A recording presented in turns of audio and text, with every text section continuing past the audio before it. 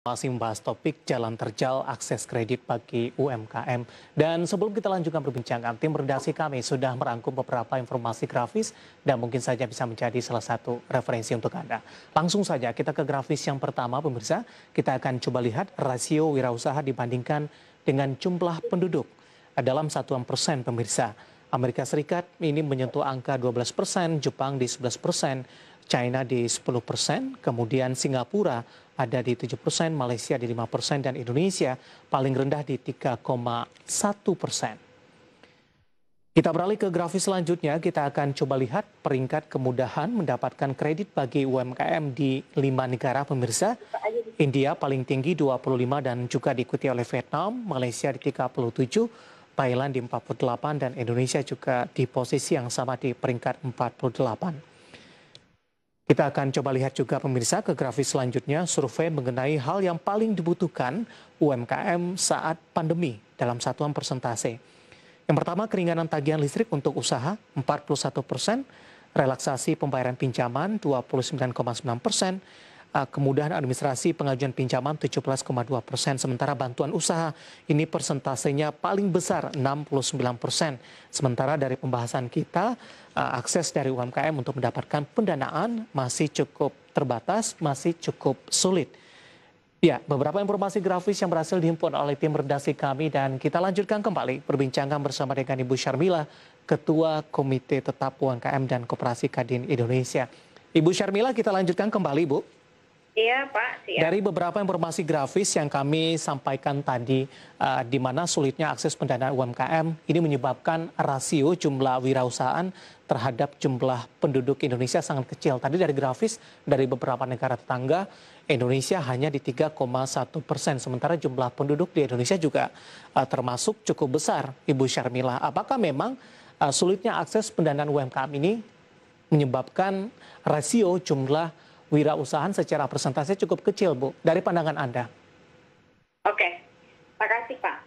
Jadi untuk menjadi seorang wirausaha, tidak serta-merta permodalan menjadi base utamanya, fokus utamanya. Nah, ada beberapa hal yang harus diketahui untuk menjadi seorang wirausaha, misalnya pendidikan, kemudian mereka juga harus pemahaman teknologinya, penguasaan pasarnya, kemudian juga mereka harus bisa mendapat akses permodalan. Jadi permodalan itu nggak nomor 1, itu adalah nomor 3 atau nomor 4. Setelah itu baru kita bicara rasio kewirausahaan di Indonesia itu berbanding. Nah, mungkin saja, Pak, kita ini mungkin sebagai bangsa, kita tidak meng-create orang menjadi pengusaha di dalam pendidikan kita. Nah, dalam pendidikan kita itu selalu ibaratnya kalau di dalam kehidupan sehari-hari pasti ditanya, kamu kerja di mana? Nggak pernah kalau ketemu orang ditanya, kamu usaha apa? Nah, budaya-budaya berwirausaha ini sebetulnya belum menjadi prioritas di negeri ini. Insya Allah dengan kejadian COVID-19 ini banyak entrepreneurship muda akan muncul. Jadi selama ini di Indonesia itu lebih bangga menjadi pekerja, Pak, daripada menjadi wirausaha. Dan saya berharap ke depan wirausaha kita akan mulai muncul rasionya. Jadi wirausaha itu tidak serta-merta dengan modal ya, dikasih modal berapapun, kalau nggak punya bakat atau nggak punya keahlian juga nggak akan bisa. Karena pasar juga harus dipikirkan. Jadi mereka banyak yang belum berani memasuki jadi wirausaha karena tidak ada kepastian dalam hal untuk keberlangsungan hidupnya. Itu, Pak. Baik, jadi tapi dari sisi pendanaan, Ibu Syarmila, ini apakah lebih kepada keberlanjutan dari usaha tersebut atau lebih ke arah untuk memulai satu usaha? Meskipun tadi juga Anda sempat sebutkan ini baru pada poin ketiganya dari sisi dana usaha untuk pembukaan satu UMKM, Ibu Syarmila. Jadi permodalan itu sebenarnya memang dibutuhkan. Bank itu, Pak, akan memberikan permodalan kepada wirausaha apabila usahanya sudah berjalan. Bahkan ada yang minta minimal 6 bulan, ada yang minta 1 tahun, ada yang minta 3 tahun udah berjalan baru boleh mendapat akses perbankan. Nah, mungkin, dan ini menjadi perhatian juga untuk salah satu solusi untuk menaikkan rasio wirausaha di Indonesia, itu semacam ada pendanaan venture khusus yang memang bisa ikut sertakan dalam program untuk menaikkan rasio wirausaha di Indonesia. Berbeda dengan di Amerika dan negara-negara lain, mereka ada sekolah khusus untuk menjadi wirausaha, School of Wirausaha, dan itu gratis. Di Indonesia kan enggak, banyaknya otodidak kan. Jadi dari orang tuanya jadi pengusaha, anaknya jadi pengusaha. Dan itu nggak ada ilmunya, sayangnya di situ. Padahal itu menjadi wirausaha itu mesti perlu skill khusus, sama jadi pegawai dimanapun ada sekolahnya juga kan, dilatih dulu sebelum menjadi pekerja kan, ada pelatihannya. Di Indonesia menjadi wirausaha itu nggak ada pelatihannya cuma sehari, kadang-kadang dibuat sama pemerintah, pelatihan kewirausahaan 2 hari, mana bisa langsung dalam itu. Nah, metode-metode magang ini juga menjadi penting. Nah, selama ini keterlibatan usaha kecil, usaha menengah, dan usaha atas itu tidak beriringan, mereka jalan sendiri-sendiri. Nah, kalau memang kita mau menaikkan rasio kewirausahaan di Indonesia ini menjadi sesuatu yang baik, kita mungkin akan membangun sinergisitas kolaborasi antara pengusaha besar, pengusaha kecil, dan pengusaha mikro untuk bisa bersinergi, artinya saling berkolaborasi ya, jadi satu ekosistem ya gitu, supaya semuanya jadi terbantu, walaupun mereka nggak sekolah, tapi bisa ada arahan dari usaha besarnya, gitu Pak. Ibu Syarmila, balik lagi Bu ke perolehan akses kredit bagi UMKM yang dinilai saat ini masih cukup sulit begitu, ketika dari perbankan cukup susah mendapatkan dari kredit untuk UMKM. Sampai sejauh ini apa yang dilakukan oleh para pelaku UMKM atau beberapa stakeholder terkait? Tadi juga Anda sebutkan melalui koperasi, apakah peer-to-peer lending juga ikut berperan dalam hal ini?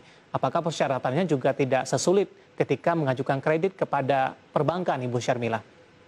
Iya Pak, itu salah satu yang menjadi salah satu sekarang ini menjadi pilihan para UMKM dan kita sebagai usaha-usaha dari mikro, kecil, dan menengah.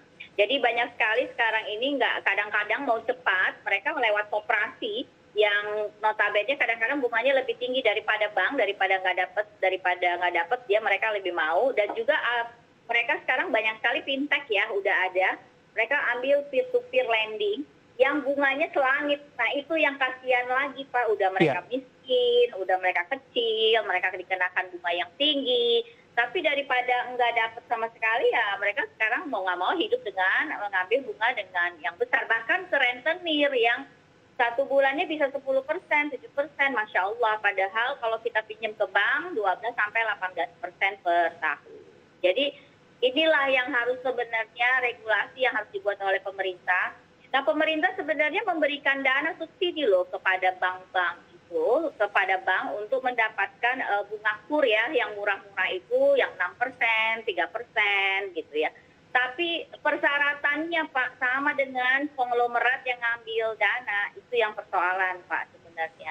Dana subsidi pemerintah itu udah dikasih ke bank-bank supaya bank memberikan kredit kepada UKM dan mikro. Tapi syaratnya disamakan dengan konglomerat yang ambil uang yang nggak bisa, akhirnya nggak bisa terakses. Baik, persyaratan dalam hal ini seperti apa yang dimaksud Ibu Syarmila, dari jumlah modal mungkin atau ada aspek lainnya Ibu? Yang pertama tadi pembukuan ya, kayak Bapak bilang tadi, mereka umumnya nyatetnya di kertas-kertas, nggak terrecord, itu pun persoalan.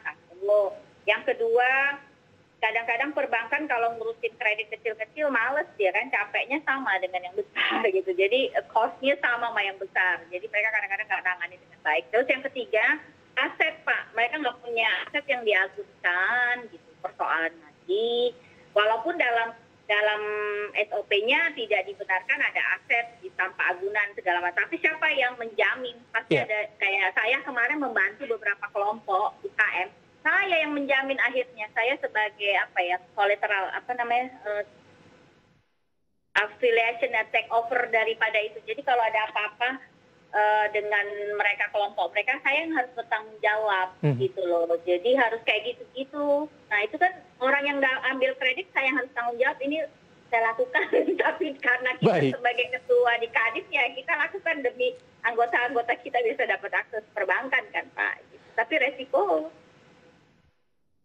Ada strategi lain tidak Bu? Mungkin menggabungkan dari beberapa UMKM di satu daerah, kemudian mendirikan kelompok usaha begitu, membentuk sebuah kepengurusan, kemudian dengan pencatatan keuangan yang baik, kemudian penggabungan dari beberapa UMKM ini tentunya akan membukukan nanti dari sisi modal yang paling tidak memenuhi persyaratan dari perbankan, Ibu Syarmila. Oke, Mas, yang Mas ngomong ini benar banget, yang Bapak ngomong ini benar banget. Jadi itu yang kita lakukan sekarang ini melalui koperasi.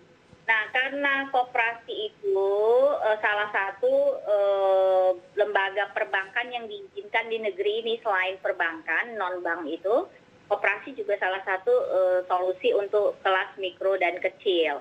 Nah, oleh karena itu kami semua di koperasi yang di bawah notabene anggota koperasi ini kita perbaiki Pak perbukuannya.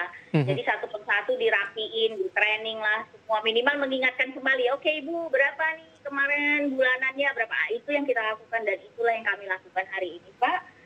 Kami mau nggak mau untuk mengakses perbankan itu kita bikin kolektif, tetapi di bank kan nggak bisa kolektif. Memang mengajukannya kolektif, tapi mereka tetap individu-individu dan kita sebagai apalisnya lah, itu sebagai apalis.